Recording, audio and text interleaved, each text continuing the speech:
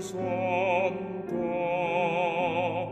dame todas las lágrimas del mar, dame todas las lágrimas del mar. Mis ojos están secos y yo sufro unas inmensas ganas de llorar,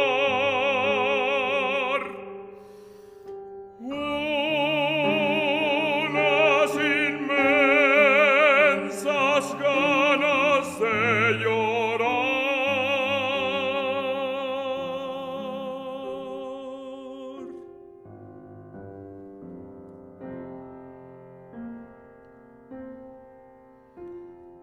Yo no sé si estoy triste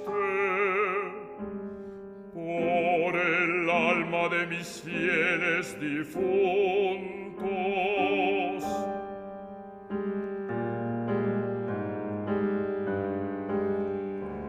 o porque nuestros mustios corazones nunca estarán sobre la tierra juntos. Hazme llorar, hermana,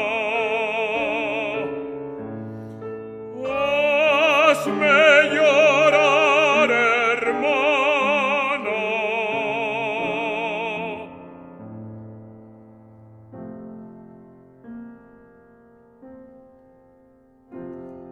Y la piedad cristiana de tu manto inconsútil enjúgueme los llantos con que lloro el tiempo amargo de mi vida inútil.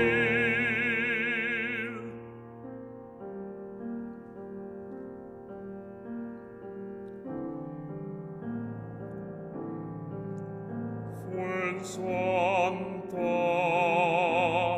tú conoces el mar, dicen que es menos grande y menos hondo que el pesar.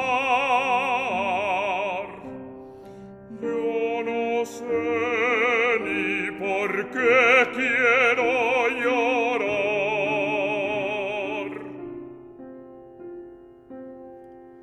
Será tal vez por el pesar que escondo, tal vez por mi infinita sed de amar.